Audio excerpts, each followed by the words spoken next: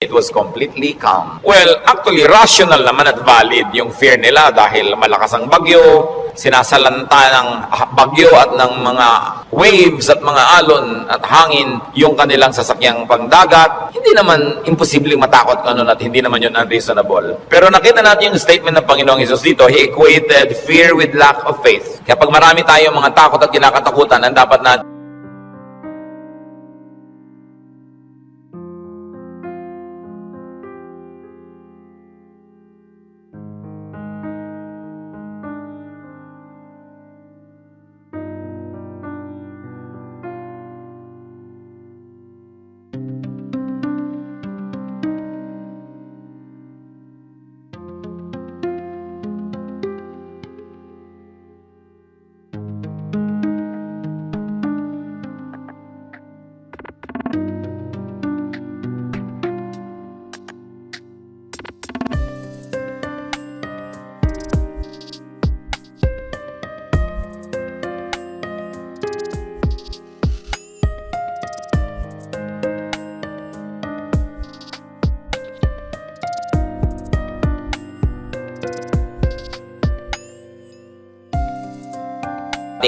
siyasatin yung ating pananalig. We should check our faith. The more faith we have, the less fears. The more fears, it means the less faith. Sabi nga, faith is the assurance of things hoped for, the evidence of things not seen. And if you're assured and you have evidence of God's goodness through faith, you will be much less prone to worry. Kaya si Pedro, nung pinalakad ng Panginoon sa tubig, nung siya'y nag-alala, natakot, siya'y lumubog. Matthew 14:29-31. Come, he said. Then Peter got out of the boat, walked on the water, and came toward Jesus. But when he saw the wind, he was afraid, and beginning to sink, cried out, Lord, save me. Immediately Jesus reached out his hand and caught him. You of little faith, why did you doubt? In both cases, yung lulubog na bangka at lulubog na Pedro, pareho silang sumigaw, Lord, iligtas niyo po ako o iligtas niyo kami, at sila naman ay sinagip ng Panginoon at muling napanatag. So nakikita natin, pwedeng mangyari na mag-alala tayo, pwede tayong malibang na manghina ang pananalig, pero pag nararamdaman na natin yun na tayo ay tinatalo na ng takot, magpaligtas kay Jesus, manalangin, tumawag, dahil yung example nakita natin, ang tumatawag sa Panginoon, sinasagip niya. Kaya kumisan nakakalimot tayong manalig, nakikita mong ninenervyos ka na pala, takot na ang naghahari sa iyong buhay, pangamba, anxiety, even panic, remember Jesus and call upon Him. Siyempre nakakapanik yung lumulubog ka sa tubig, tulad ng panik ng maraming taong iba't ibang korte at hugis at kulay,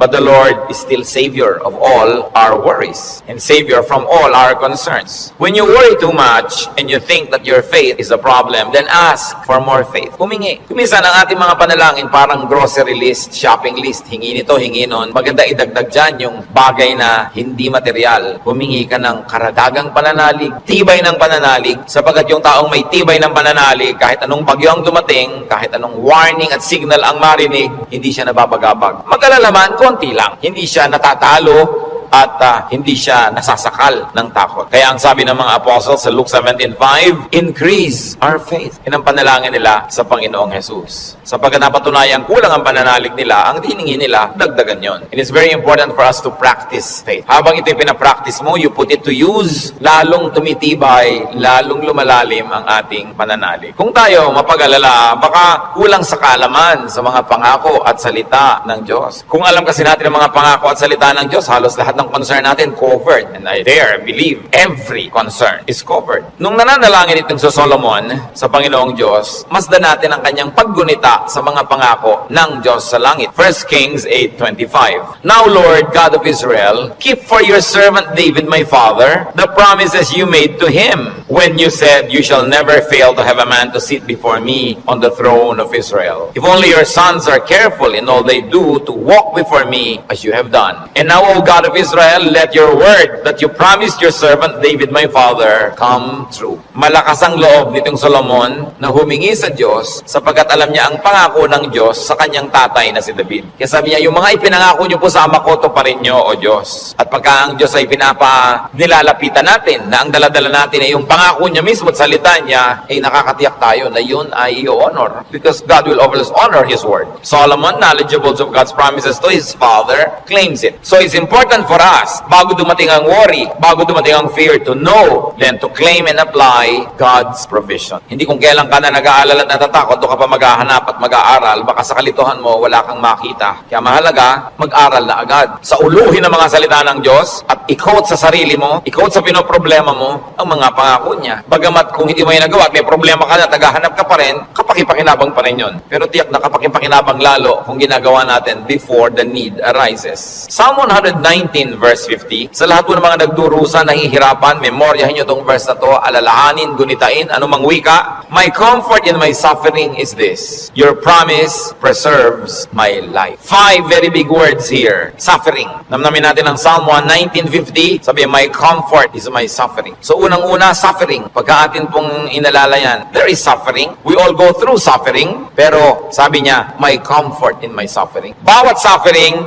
bawat pagdurusa, may kakambal na ginhawa, may kakambal na pampalubag loob, pampalakas ng loob. Sa inyo, my comfort in my suffering is this: your promise preserves my life. So, ang pangako ng Diyos, ang ginhawa ng mga nahihirapan, at ang salita ng Diyos ang nagpapalawig, nagpapahaba ng buhay ng tao. Kaya napakahalaga na alam niya ang mga pangako ng Diyos. Kung alam natin ang mga dealings ng Panginoon sa mga taong ang buhay ay nasa Biblia, nakita natin ang mga pinayagan ng Panginoon na hirap, at kung paano sa kahalos kaduluduluhan ay biglang darating ang rescue, biglang darating ang tulong dahil mayroong dahilan ng Diyos. At ngayon, hindi lang nailigtas yung mga tao na yon, nagiging huwaran pa natin na maging tularan natin sila, ang kanilang pananalig at ang kanilang pagkapit sa Diyos, lalo't lalo may mabibigat na mga suliranin. Psalm 119, 116, sustain me according to your promise, and I will live. Do not let my hopes be dashed. So, sabi nga nun, hawakan mo ako, akayin mo ako, patuloy mo akong buhayin ayon sa iyong pangako. At siguradong ako ay patuloy na mabubuhay. Huwag mo akong hayaang mawalan ng pag-asa. Maraming magagandang pangako ang Diyos. Dapat alam natin. When you worry too much, baka kulang din sa panalangin.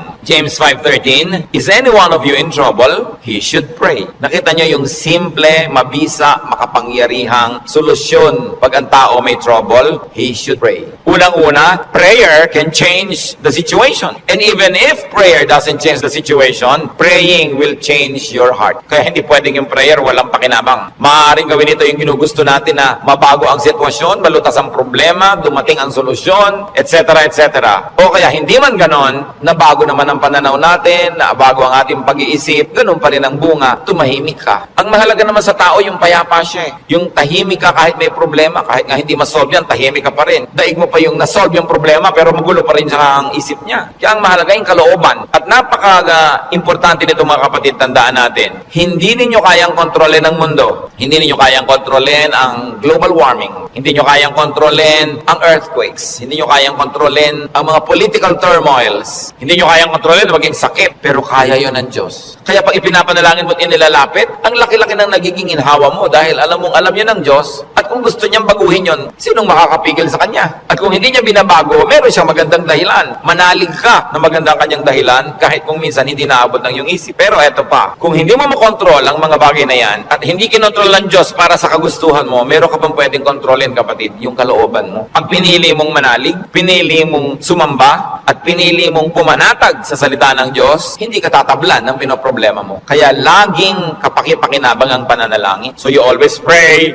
and pray and pray. Yung madalanginin, malayo yan sa pag-aalala. Lalo't ang pananalangin ay punong-puno ng pasalamat. Kasi kung nananalangin ka ng nagpapasalamat, oo nga naman, naaalala mo unti-unti na ang dami ng mga maganda sa buhay na dapat ipagpasalamat, nababalanse ang iyong alalahanin at natutuwa ka pa kung lumaon. Ngayon, maraming ganito mga kapatid. Sobrang nag-aalala, matatakotin, nerbyoso, dahil kulang lang sa saya, kulang sa libangan o sa sarap sa buhay. Napakahalaga na ang tao ay may saya, may libangan at may sarap ng buhay. Kaya marami mga tao naghahanap ng aliw kung bakit marami naman sa atin, kahit nakakaranas tayo ng hirap, nagiging judgmental tayo sa mga nag-aaliw. Ano naman ang sama sa mag-aliw? Kung hindi mo ninanakaw ang yung aliw, wala kang pinapatay, wala kang ginagawa ng masama. Kaya pag tumatanda na ang tao, marami dyan nagkakaroon ng diversyon. Alam nyo, yung may diversyon, napakalaking blessing blessing yan. Kasi ang daming alalahanin. Pag tumatanda ka na, nararamdaman mo na yung mga kasukasuan mo, ayaw na masyadong tumiklop o bumuka ang mga tuhod mo at mga braso. Nararamdaman mo nang mahihiluhin ka, halimbawa, lumalabo ang iyong mata, dumadami ang iyong mga sakit, at kumukonti usually ang iyong pera. Bihira naman yung papayaman, papadami pera, no? Kadalasan eh, papaubos, nawawala ng hanap buhay, nagre-retire, tapos ang mga mahal mo sa buhay na nga uubos na, ang lahat ng mga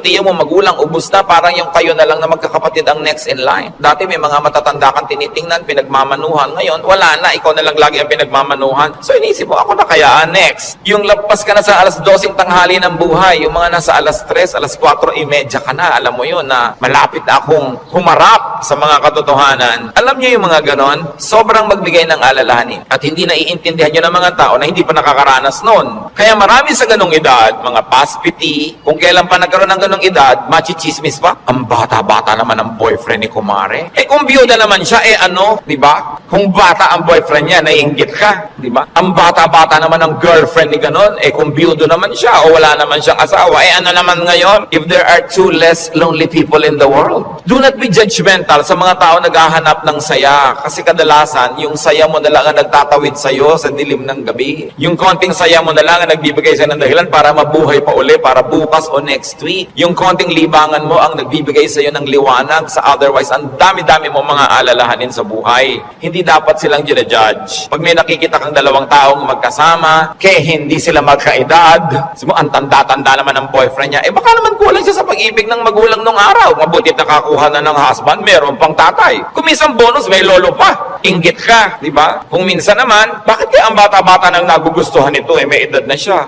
Kung puro kapwa matanda niya ang nakikita, ang pinag-uusapan laging arthritis, blood pressure, blood sugar, mga katarata, glaucoma, nakaka-depress. Kaya kung minsan, masarap kasama yung bata na walang iniisip ng mga alalahanin, puro happening at gimmick ang naiisip. Nalilimutan mo mga problema mo. At yung problemang hindi nasosolve, malaking bagay kung nalilimutan man lang kahit sandali. Because you keep your sanity and you keep your cheerfulness. Mga kapatid, huwag tayong killjoy sa mga taong humahanap ng ligaya. Kasi hindi nyo naman papaligayahin Halimbawa, yung nanay nyong byuda, may boyfriend. Mano, byuda naman. Bakit? Sasamahan mo ba siya pag gusto niyang manood ng TV? Sasamahan mo ba siyang manood ng sunset? Hindi rin naman. Busy ka rin sa sarili mong asawa at mga anak. Tapos pinagkakaitan mo yung nanay mo, yung tatay mo ng kaligayahan. Ang mga tao kasi maraming dala, maraming problema. Matuwa tayo pag nakakakita sila ng konting itinatawid sila sa ganong mga hirap. Pasalamat ka na hindi na nga ikaw ang magtatawid at hindi na ikaw yung kailangang laging nandoon. People have needs. Kaya kailangang maging maunawain. Kaya kung marami tayong mga alalahanin, baka kulang ka lang sa entertainment. Hindi naman masama yung entertainment Basta wala kang binibreak na law of God. Kumisa kasi yung mga relihiyoso kung bakit galit na galit sa mga tao. Hoy, alam mo, Christian na Christian si nakita ko siyang nagbingo. Kung lumigaya ba siya, hindi naman ninakaw sa iyo yung pantaya. So, marami magtatanong niya sa akin and marami will feel uncomfortable. But, lalo yung mga may edad na nating mga nanay, mga tatay, kung ikaliligaya nila, diba, kakausapin mo ba yan sa haba ng mga kwento? Hindi naman lagi. Basta't walang nananakawan at hindi ka naman naghahangad, gusto mo lang malibang. Kung gusto ng Panginoon, tayo ay magkaroon ng buhay na masaya. Si Elijah, propetang-propeta, natalo ng lungkot, gusto tuloy mamatay. 1 Kings 19:3-5. Elijah was afraid and ran for his life. When he came to Beersheba in Judah, he left his servant there, while he himself went a day's journey into the desert. He came to a broom tree, sat down under it, and prayed that he might die.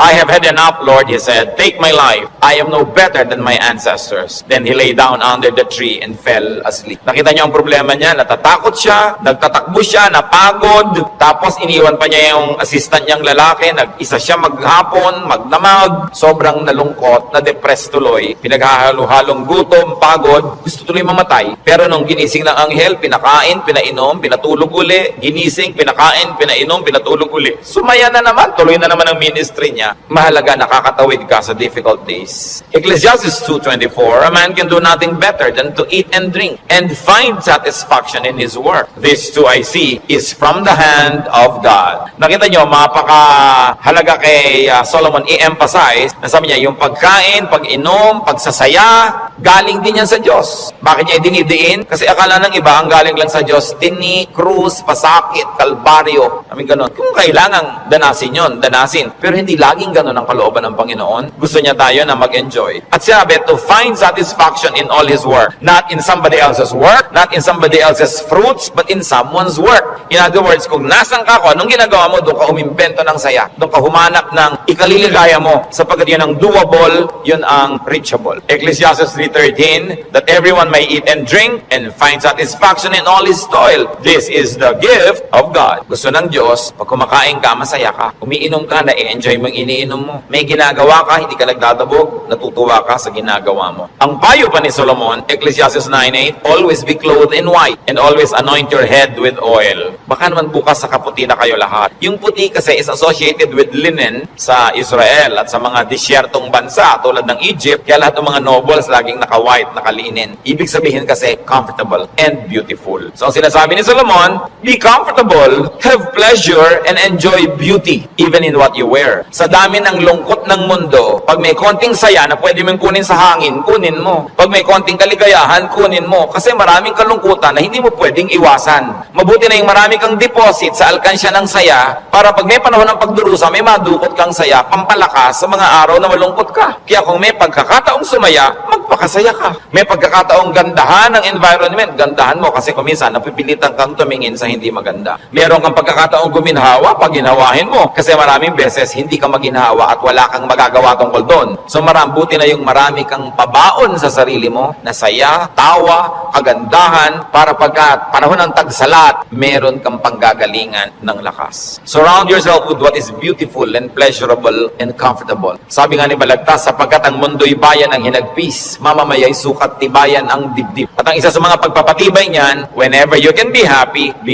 so that when sadness that cannot be avoided comes, then you are well equipped because yung balance mo, kahit ma-withdrawhan ng lungkot, yung sayang nakatago, ang balance mo, marami pa rin sayang natira. Kaya ministry natin, mga kapatid, na magpasaya rin sa isa't isa. Hindi magpalungkot. Hindi may nagsasaya, maiinis ka. May nagkakakanta ng I did it my way, babarilin mo. Hayaan mo siya magkakanta. Alam mo ba kung anong problema niya sa buhay? Baka kailangan niya ang kidney transplant. Baka yung asawa niya may cancer. Baka ang mga anak niya walang pangmatrikula. At gusto na niyang tumalon sa ilog na walang tubig dahil El Nino. Kaya ang laki ng problema. Tatalo ka sa ilog, di ka malulunod. So malaking problema yun. So kumanta na lang siya ng I did it my way kahit wala sa tono. Babarilin mo pa. Surviving na nga yung tao. Marami sa atin, they're just trying to survive. Kung minsan nagdadamit ng akala mo payaso o Santa Claus o snowman, hindi mo siya maintindihan. Pero kung nagpapaligaya ba sa kanya, hindi naman ninakaw sa iyo yung suit niya, anong paki mo? Hayaan mo siya, masaya siya. Hindi natin dapat ginadjudge yung kapwa according to our standard. Ako, hindi ko isusuot yan. Siguro, kontento ka sa buhay mo ngayon, masaya ka. Iba kami hinahanap siyang ligaya na hindi mo naman ibibigay.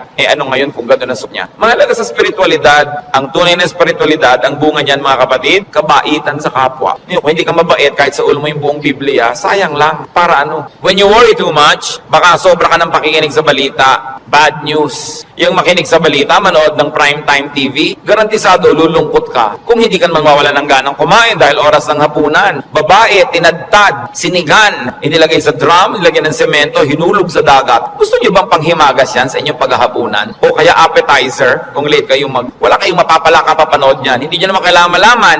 Nananakot lang para bumenta. Siyempre, because bad news is good news in journalism. Ibig sabihin, papansinin ng tao. Pag nagpapakinig ka sa mga El Nino, La Nina na yan, mga earthquake, takot ang aabutin mo, may magagawa ka ba dyan? Ikaw ba si Bernardo Carpio? Sige, pigilan mo ang paggalaw ng lupa para huwag lumindol. Kaya mo ba yan? So yan ang mga takot na hindi mo naman kailangang entertainin. Kasi wala ka naman magagawa tukol dyan. Kaya manalangin ka. Yan sabi, pray, pray, pray.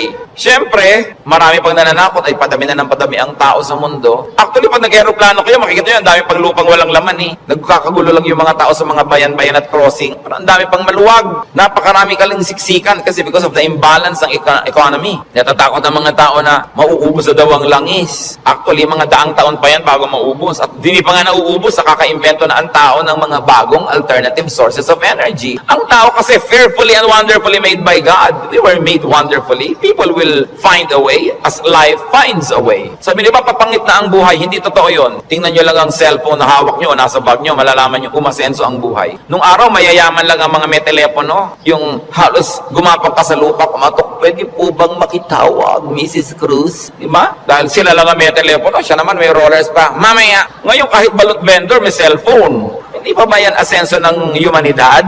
Ang mga pharaoh, ang mga Roman emperors, ngayon nahuhukay mga bangkay nila, simpleng abscess lang ng bagang namatay. Appendicitis namatay. Eh ngayon, routine na lang yan. Diba? Routine. Ang dati nating presidente, Manuel Quezon, namatay sa tuberculosis. Ngayon, nagagamot na yan. In other words, nag-i-improve ang science, nag-i-improve ang technology. Natututo tayo ng green architecture, green lifestyle. Sabi natin, parumi ng parumi ang mga ilog, buti man ng araw na malilinis ang ilog natin. Lilinis din yan kasi magigising din tayo sa katotohanan na walang kwenta ang maruming ilog. Yung dating maruming ilog sa Singapore, ngayon ang linis-linis na, ang dami na uling isda. Ganon din naman sa Stockholm, sa Sweden. Sa gitna ng city, ang linis ng ilog, may mga nangingisda at kinakain nila yung isda. Dati daw yung parang Pasig. In other words, ang tao kasi natututo. Matututo at matututo. Di mag-a-adjust tayo eh. Nagkakaroon ng maraming research sa siyensya. Di ba kahit nga ngayon 10, mukhang 30. Napapahaba ang kabataan para mag-enjoy pa ng maraming bagay. Yung mga kulot ngayon, gusto mo tuwid ang buhok mo, bukas tuwid. Gusto mo kulot ulit next week, kulot. Maraming nagagawa ang tao. Ang pagkain, nung araw nga, bago ka makakain ng palitaw, kailan magigiling ka pa ng malagkit, mga 3 oras mong ginigiling-giling sa bato. Ngayon, punta ka sa Via Mare, mamimili ka ng lahat. Parang piyesta araw-araw. Maraming tao nung araw, pagka piyesta lang nakakakain ng lechon o kaya ng karne. Kasi hindi naman available. Pero ngayon, pipiliin mo pa, puro leg ba, puro likod, puro ano, napipili. Ang trend ng buhay, pag tinan nyo mga kapatid, papaganda. Huwag kayo nawawala ng pag-asa at huwag kayo nagpapalungkot dyan kasi God is in control.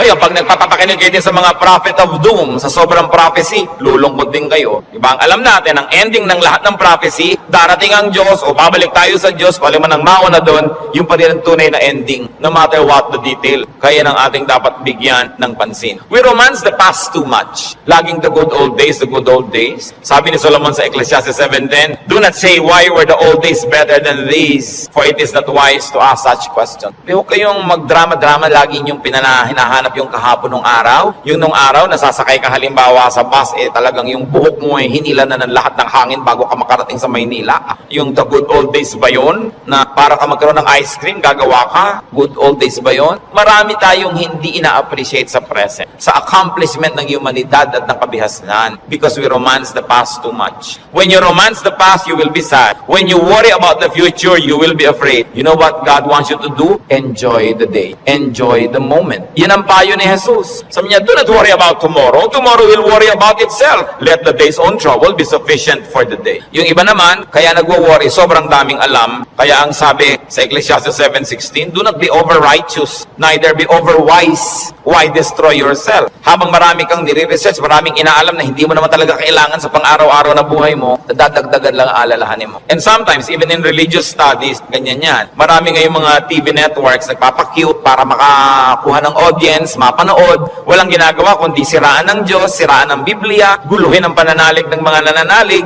Tapos pag naman nanood ka ng nanood, nakinig ka ng nakinig, ang ending mo ngayon, malilito ka. Hindi ka ngayon makatulog. Anong bunga nun sa'yo? So huwag mo nalang panoorin. Tahimik ang pananalig mo, peaceful ka, that is a gift from God. Do not permit the enemy to disturb you. Kaya sabi, why destroy yourself? Don't be overwise. Alam niyo yung pagiging wise, it's a very difficult and a very high calling. Kaya mga tinatawag ng Diyos na maging mga philosopher, maging mga prophets, maging mga mangangaral, mahirap yun. Kasi pag lumalalim, tumataas ang iyong alam, nagiging vulnerable ka to so many anxieties and fears. You become vulnerable to a lot of isolation and sadness. Kaya nga yung mga tinawag ng mga special people to be God's channels of blessing and wisdom to others and to the multitudes. That's why we privilege them with respect. We privilege them with a lot of things. Kasi ang pwede lang nating isukli sa ating mga propeta, sa ating mga mangangaral, sa ating mga philosophers, ang pwede lang nating isukli sa kanila, pagmamahal, pag-ibig, pagrespeto, kasi dinadanas sila ang maraming hindi na natin dinaranas. Sa kanila ibinubunyag ang mga malalalim, mahihiwaga at mahihirap na mga bagay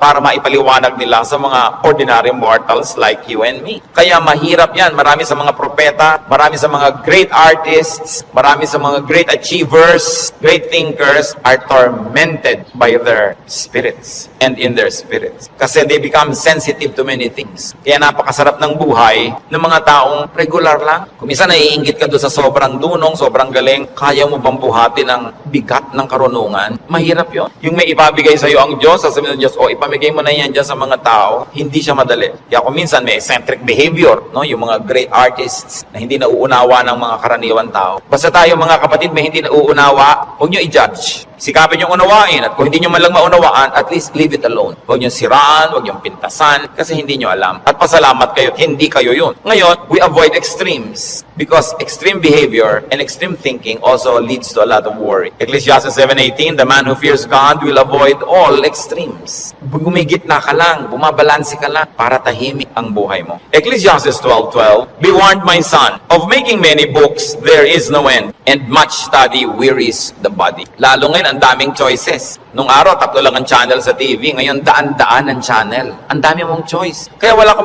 nang mabuong programa. Marami ka kasing choice. Nung araw, pagkahapon, basta mga aninong gumagalaw, yun lang ang mapapanood mo. Mga lumang pelikula. Wala ka nang maraming choice. Kuminsan, tahimik pa yun eh. Umorder ka sa restaurant ng tea. Nung araw, pag umorder ka ng cha, itong cha, ano pong tea? Ang daming tea. Alam niyo, mamahit 100 yung papapiliin sa inyong waitress. Pagkatapos papapiliin ka pa kung hot o cold. Tapos papipiliin ka pa kung natural o ganito. May sugar o without. Pag may sugar, natural sugar, cocoa sugar, ang dami pang sugar. Huwag na nga, tubig na lang. Ang daming choices ng pati ng soft drinks. Gumugulo tuloy. Bakit natin ito binabanggit? Mga kapatid, kung tahimik na ang inyong kalooban sa pananalig niyo sa Panginoon, huwag niyo nang guluhin ng kung ano-ano pa mga ideya. Walang mapapala. Ang kaluluwang palipat-lipat, papalit-palit. Sabi ni Solomon, tigilan niyo na yung kababa sa sobra. Sabi ko noon, mapapagod ka lang, matutuyo ang iyong lakas. Sabi ko noon, hindi matatapos yan. Ang ending din naman, haharap ka sa Diyos eh. Kaya kung tahimik ka na, payapa, huwag ka nang pagulo pa. That's why prophets and philosophers and thinkers and teachers are burdened. And the only thing we can give them is to privilege them with respect. Sabi sa Ecclesiastes 5:12, the sleep of a laborer is sweet. Read laborer as simple man. Yung unscholarly man. Sabi ko noon, mas madaling sumaya pag mababaw ka. So huwag mo nang masyadong laliman. Kasi baka walang humukay, para kang nagtago na wala naghanap, lalabas ka rin. Mahirap. Pag may mga mababaw dyan, ang saya naman nila, mabuti pa sila. No? Yung konting, ay, hangin.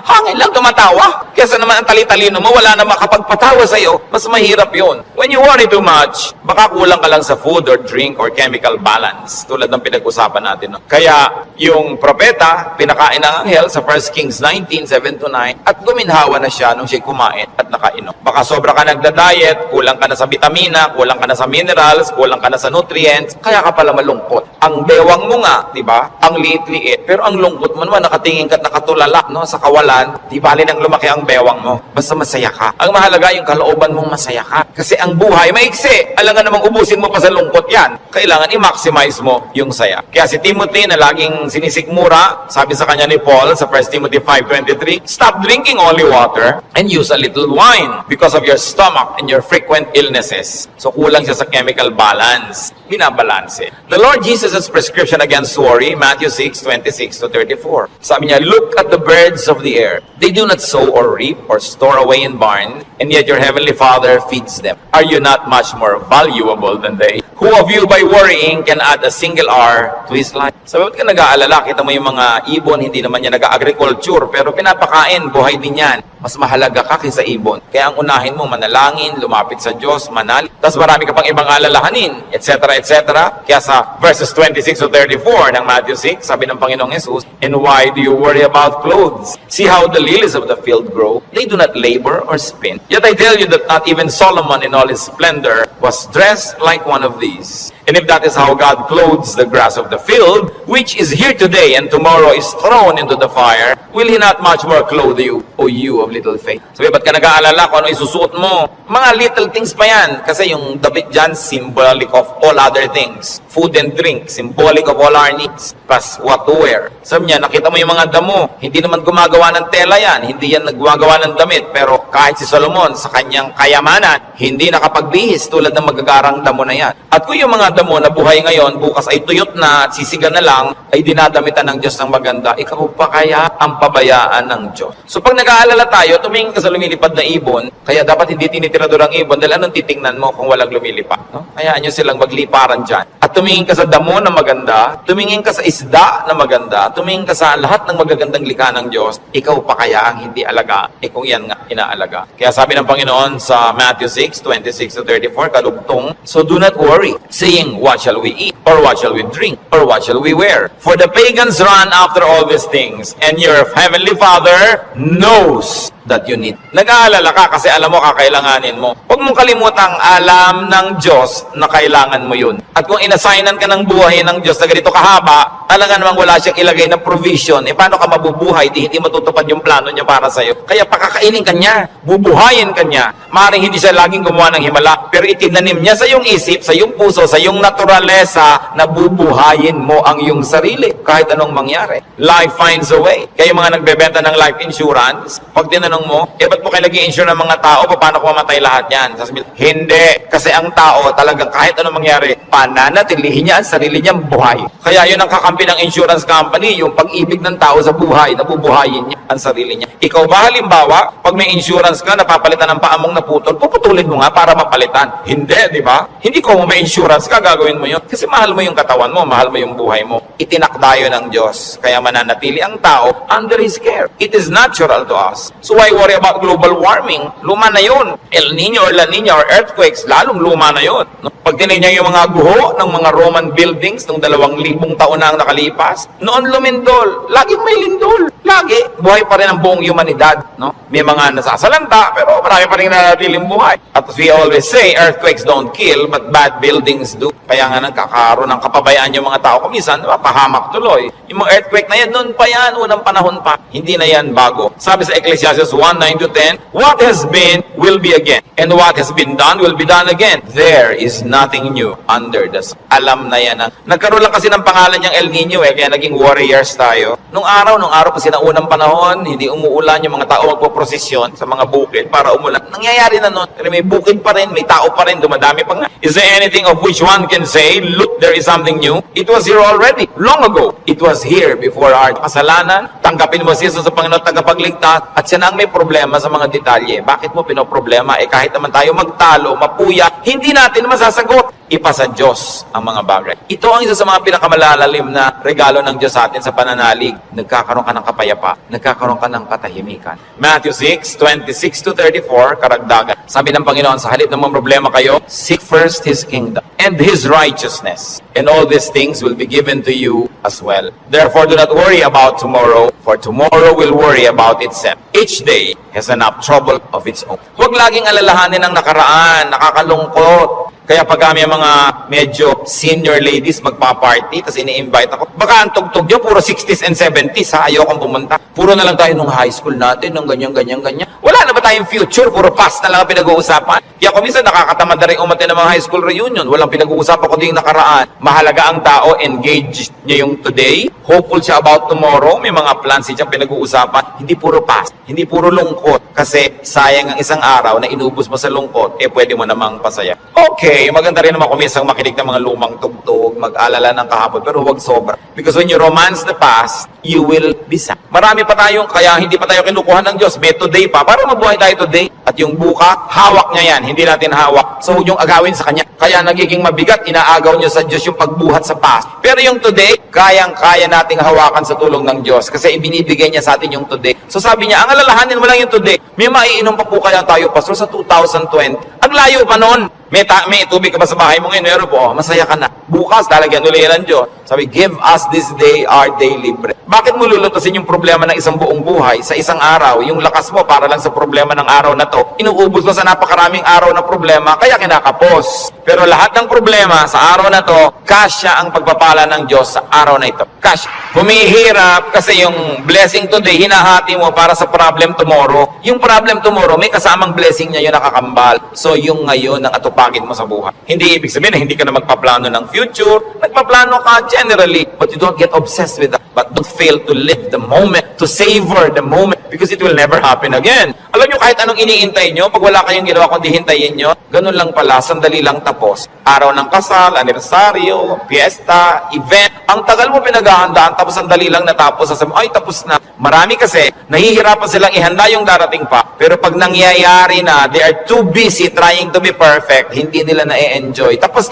na. Wala na, lugi na sila. So enjoy the moment. Pag kami ikinakasal ako, may ibinubulong akong gano'n. Minsan may tinatanong sa akin, ano po yung ibinulong nyo, pastor? May mga pakialamera kasi pati ibinulong mo, tinatanong. Sabi ko, wala. Sinabi ko lang, pagkakainan na, kumain kayong mabuti. Huwag kayong mag-entertain ng mga bisita. Tayo kayo ng tayo. Kasi this is your first meal together as husband and wife. Enjoy it. Stop being warriors and perfect hosts. Enjoy your meal. Eto yung meal, enjoyin mo. O, debo mo ngayon, enjoyin mo. Huwag mo nang isipin na kung ano ang bagay kasi mamaya tapos na yan. Dapat ine-enjoy.